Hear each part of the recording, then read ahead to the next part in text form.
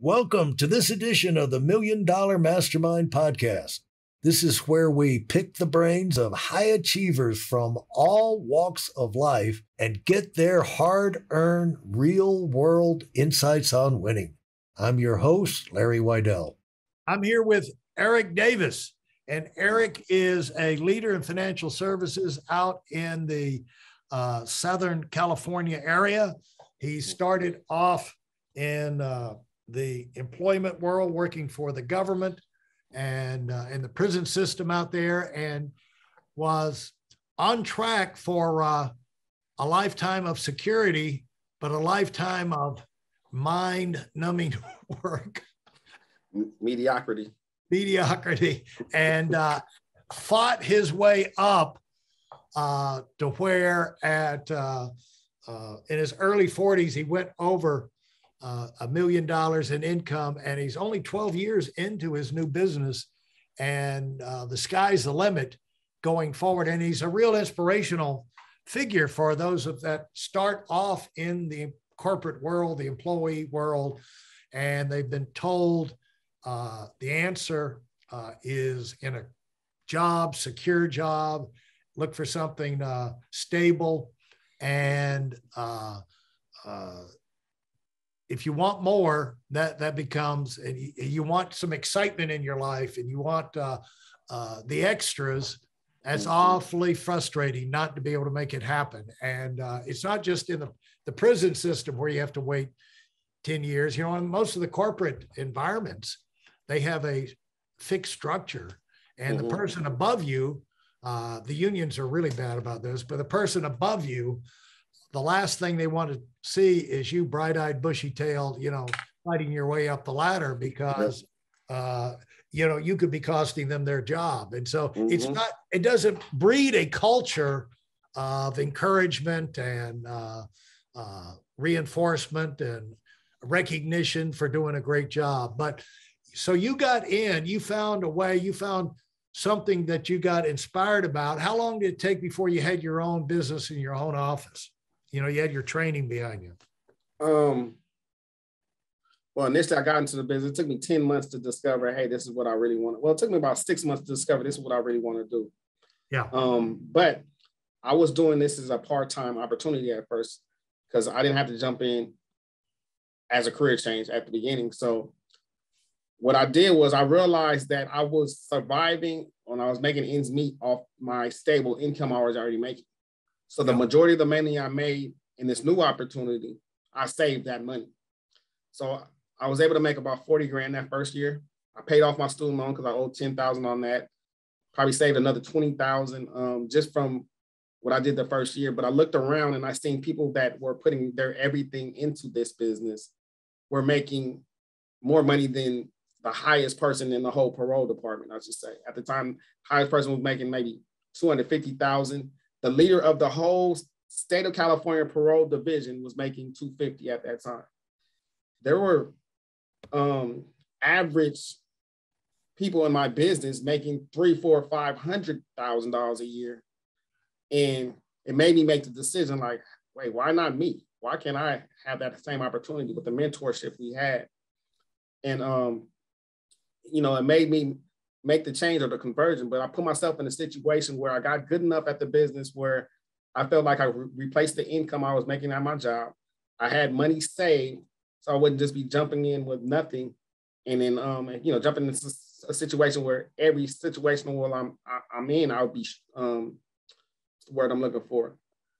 Desperate at every opportunity to make money rather than just building the business the correct way, because I saved the money. I put myself in a situation where I wasn't desperate. I was just able to work and build. Now, when you got running, were you married, you and Amber? When did you and Amber get married? We got married 2006. So a few years before I discovered this business. Yeah. And so you started as a newly young married couple. Yes. And when you got your own business and you're in charge now, there's not anybody looking over your shoulder. What was it hard to be disciplined? You know, you're running your own prison system now. it was not, because when you start a business at the beginning, you're not making a whole lot of money initially, and it's not stable. And I've been programmed for years to work, 9 to 5 or 10 hours a day. So why would I treat my own business any different? Yeah. Matter of fact, it made me want to do more, because I knew I would get more out of it than working overtime at a job. So if I was committed to giving someone else all of my time, why can't I give my business the time? So I was excited. About waking up and going to work for myself, rather than, oh my God, it's Monday, I got to get in this traffic. It was like, oh, I can't wait to get started. And when it's for you and it's something you love, it's different. You have a different type of energy. You don't need as much sleep. You just feel better. You're energized. You're dreaming again. And I just use that energy and work my business like a job. Like I would work a job, make sure I get my 8 to 10 hours in. But I ended up doing more because it was something I wanted to do. And I seen a bigger prize at the end, rather than working for 40 years and working and trying to live off a fixed income the remainder of my life. I was always told in business, if you work the business hard for about 10 years, you can retire maybe in 10 years, or work very little after those 10 years. And rather than the 40 I was going to work anyway, I was going to work 10 hours a day for 40 years. Now I can work 10 to 12 hours a day for 10, because I'm working for myself. So it was easy to get up and go to work as I should. And I knew if I took a day off or got complacent, it would cost me years of my life later on, still trying to build it. Yeah. And I think when we all start, we start apprenticing with somebody else. Yes. And you're kind of an employee thing when you're an apprentice. Yes. Even doctors, accountants, attorneys, they go to work and they're junior partners or something like that. And usually they're not the most industrious because they get all the grunt work. Uh-huh. They get the bad patients, the bad cases, and everything. They're not, the light inside that world doesn't shine on you. And I, like, if you're in sales and commissions, the idea of having your own office really doesn't come to you. You're in sales, and that's kind of a tedium. It's great. You can control your income, but it becomes like never going to get ahead. And when I got started, I was in that situation, and a lot of people are in that apprentice mode. But the thing is, you got to look at that apprentice stage. If you're in sales, you're professional, or you're starting, you're learning any kind of business, a restaurant, a retail store, whatever, you're learning, a computer store, get in there. And the reason to give it everything you've got beyond what you're making on your salary or your commission level is for what you're building for the future, and you're compressing the time frames. Absolutely. So that you can launch out of there on your own thing much quicker. Yep. And then it's easy to say to yourself, I'm working for myself, because I know that when I was stuck in that mode, that I really didn't see the company I was with at that time was not in an expansion mode. They were pretty much staying with what they had at that time. There was no talk about, if you worked at McDonald's and you move up into management, there was no talk about getting your own McDonald's, for example. It was just like, you're going to be working at McDonald's forever. And so that was a hard switch for me to make once I got my own office. It's like, now, boom. And I think I worked harder out of sheer terror of making money, rather than the excitement of, man, this is going to pay off big. But it probably took me 2 years to make that transition to where I said, if I really crush it, I can get up to a 7-figure income in record-breaking time. Because I looked around and I saw other people in the industry who were doing those kind of things. And that's one of the advantages people tell me of going to these trade shows and things like that. In every industry, they got their trade shows and their meetings and whatever, their get-togethers. and you get around and you see what the other people are doing. You pick up ideas, but you can also see what the potential is. Mm-hmm. And that really fires you up. You know, you really got to move your business if you're going to move your body if you're going to move your business, and get those exposures are priceless, where it helps you get your mind right about why you're doing it, how fast you can do it, what's the best way to do it, and how did you transition into reaching a super productivity level, because you got your act together in record time as I watched you from another coast. You know, I was on the East Coast, you were in the West Coast. Like I mentioned before, what got me was I discovered, like, I got my first promotion, or my first 2 promotions, within the first 30 days. And remember, I came from an industry where I couldn't apply for a promotion for 10. No matter how good I was, no matter how much work I did, I was not eligible for 10 years unless I went back to school to get a master's degree, which I went to go get for that very reason. But when I came to the industry I'm in now, I realized if I do more, I can get more done quickly. There's no time limit. So actually, I was always told in this business, you know, when you're in business for yourself, you could turn 10 years of work into 40. I mean, you could turn 40 years of work into 10. So I would have been working at my job for 40 years, but I could get more done in 10. In my mind, I always did stuff quickly. Well, how can I do it in 5?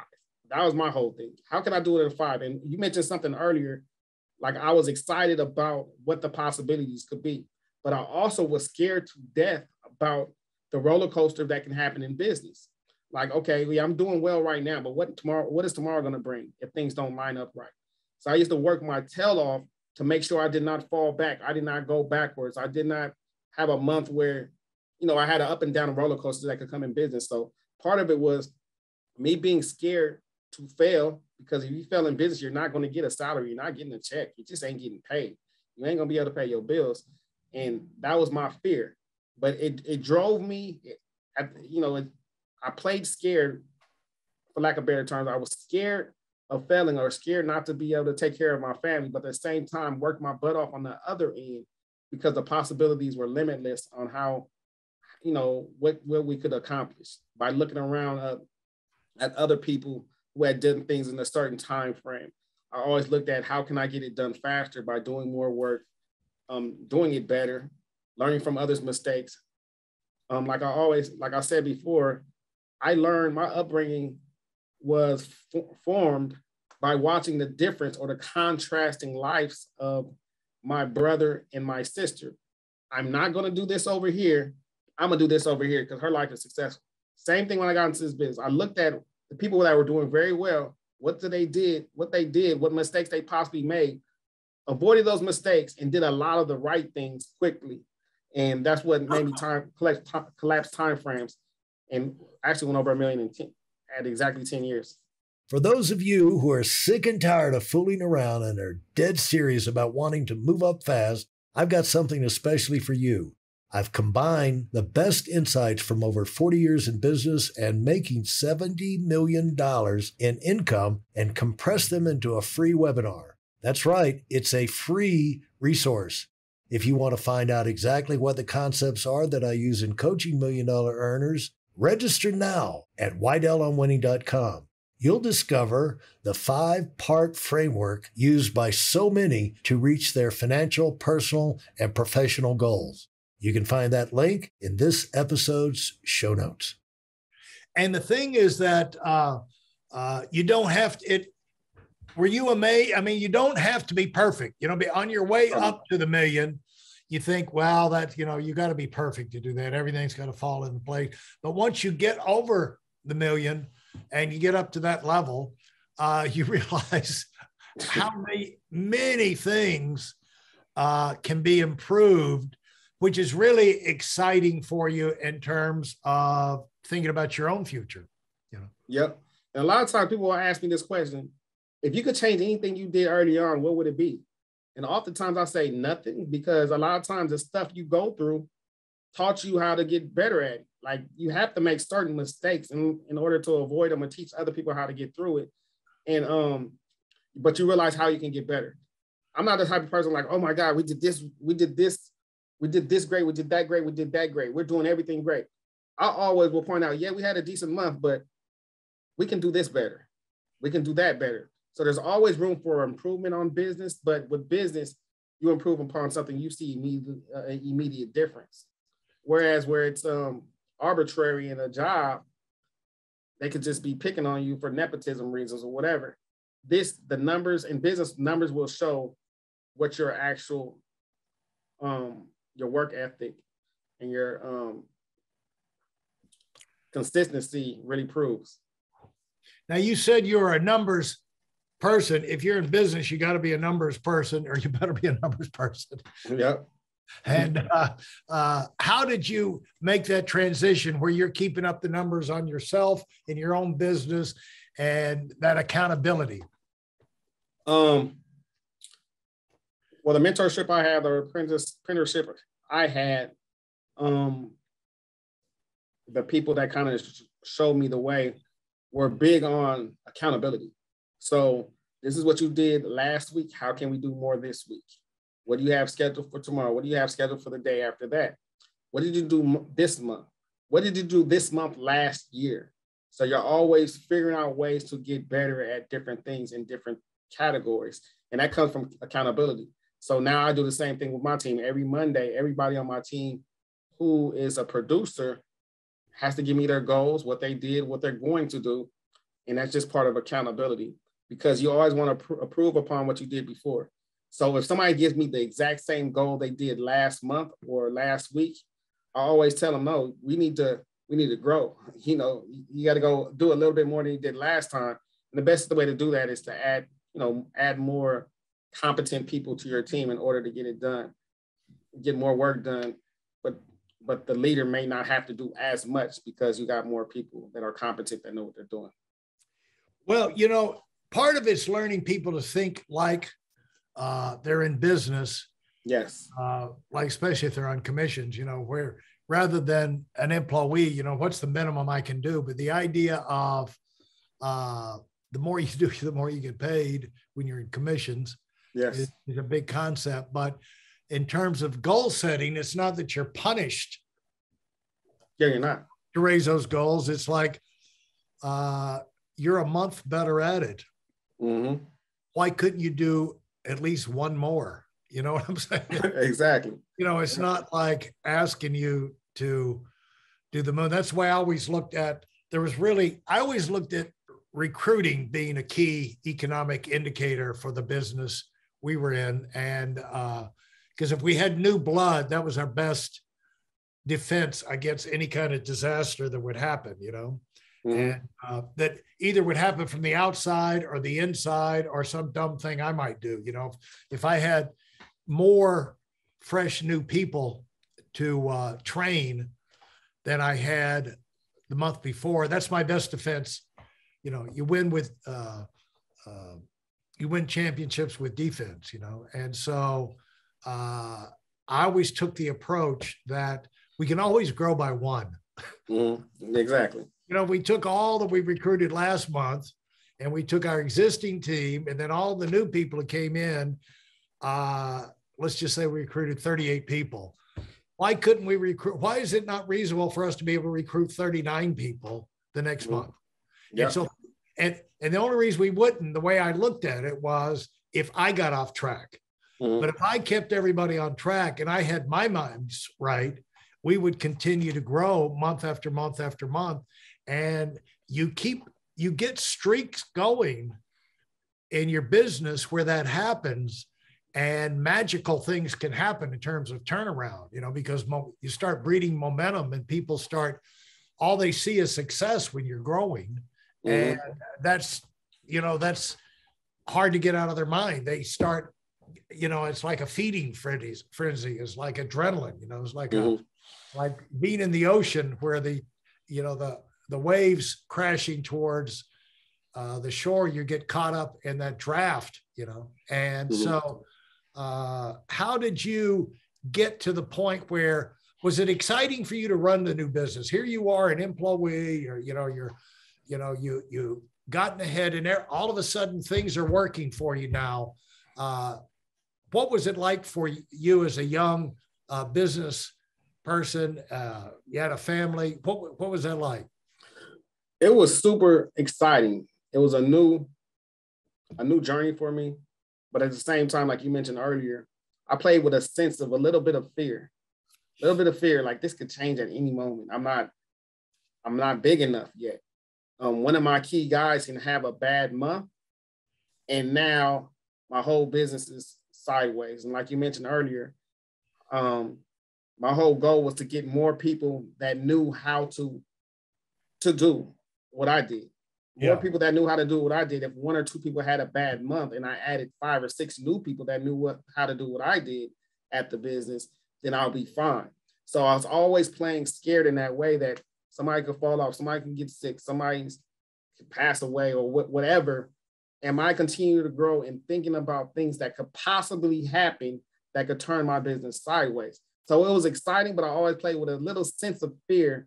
Like, what if this, like, without having super duper anxiety or just being paranoid, it was more about, let me keep let me stay balanced. Let me stay grounded that this is a new endeavor. And at any moment it could just be beginner's luck. I'm not a huge business entrepreneur yet, and we still have growth to do. So that's what kept me going. Well, let's just take a quick review of what you did when you ran your business. What things you did? You know, you set up a schedule, you did the meetings. What things you did? You had reports.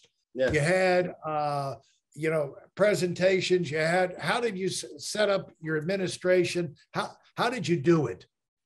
Initially, when I first started, it was just me and my wife. We just joined me and my wife. And in our business is the more people you have doing what you do in a commission-based business, you have more people on your team doing that, the better. So what I did was became attractive first by learning the business myself, doing as much as I could personally myself, making money personally myself, and then teaching others how to do the same thing. As my business got bigger, me and my wife discovered different roles. I was going to be the salesperson, the person who generated the income. She was going to be the back office person that made sure we kept all our income. And after a while, we got bigger and bigger. We hired an assistant to take care of the back office, while I continued to recruit people and hire people into our business and teaching them to do exactly what I could do. Because eventually, I didn't want to be in sales forever. I didn't want to be a salesperson. I did not like sales at all prior to this business. So my whole thing was, if I could teach as many people as possible to do what I'm doing, eventually I don't have to do it no more. That was my whole goal. I don't want to do this forever. I need to teach as many people as possible how to do this right here and do it well so I don't have to do it. Eventually got my own office, hired another assistant. So I had 2 assistants in our business. So I didn't have to do the grunt work, the paperwork, all the behind the scenes stuff that can slow an entrepreneur down. My whole goal was to generate as much productivity and new business as possible. And I didn't have time to do one of my mentors would call it the $15 an hour work. I need to be doing $1,000 an hour work by being productive. So I just put a system or a, infrastructure in place where it allowed me to maximize my time to build a business rather than focusing on little things. So I got my own office, had 2 assistants. Me and my wife had identified our roles in the business, and it allowed me to do what I was good at. Even though I did not like sales, I did not like sales, but I liked teaching sales. I was very good at teaching how to do the business. I didn't technically like having to go out every single day and do the sales. But I knew once I got good at it and taught the masses how to do it, I wouldn't have to do as much of it. So that's how we structured our business in a way where I can maximize what I was good at. My wife could maximize what she was good at. And that's what gave us that quick start in the business. And how did you compound it? I mean, you had to compound up over several years. For 10 years, you were on a compounding track. What did you learn? What were things you did during that allowed you to keep moving? What allowed me to keep moving, to be honest with you, was recruiting the right people into my business. Like, I specialize in recruiting those that were kind of similar to me, like that had accomplished things prior to the business, but wanted a little more. Like I very rarely sought out the person that was like struggling, didn't keep a job. You know, I didn't want those people because it would be too much work to get them to the level to be successful in the business. If people are successful in one area, if you teach them how to be good in this particular business, they'll be good at this particular business. So I would seek out those that were already successful in whatever position they were in, but weren't satisfied with what they were doing. So once I found those people and taught them how to do what we do, they were successful in this business. And if they're half as successful as I was, it was gonna multiply the speed in which we got it done as an organization. What would you do or say to find those kind of people? Just, when I meet somebody, ask probing questions without feeling like you're interrogating them. Have a normal conversation. What are the likes and dislikes? What did you accomplish? What do you do now? Do you own a home? How many kids do you have? Did you go to college? Things of that nature. How long you been at your job? Are you a supervisor? You go to church? Things of that nature to give me an idea of who I'm dealing with. And they're saying stuff, oh yeah, we own a home, we have 2 kids, we've been married a certain amount of years, or graduated from college, or I'm a supervisor, or this. Now I'm thinking, okay, this is a successful, credible person. And in any type of business, if you have somebody who's credible, that could be the key ingredient to attracting other people like them. Like people attract like people, like we spoke of earlier. People are going to attract people that are similar to themselves, whether it be ethnicity, whether it be wealth, whether it be social class, whatever it is, people are going to be attracted to those that are similar to them, who they can relate to. So people that are married, that have kids, that are successful, are typically going to have friends that are similar to them. And if you get 1 or 2 of them, they can point you in the right direction to some other ones. And that's pretty much what we perfected. Yeah, but not an interrogation. It's funny that law. Exactly. That law background is coming through. Thanks for listening to the $1 Million Mastermind. If you felt there were any valuable takeaways from this episode, please take a minute and leave us a 5-star review. Your feedback is important and really helps us get the word out to a wider audience. Remember, we have a valuable webinar that is absolutely free. Register for it right now at whiteoutonwinning.com. Thanks for listening.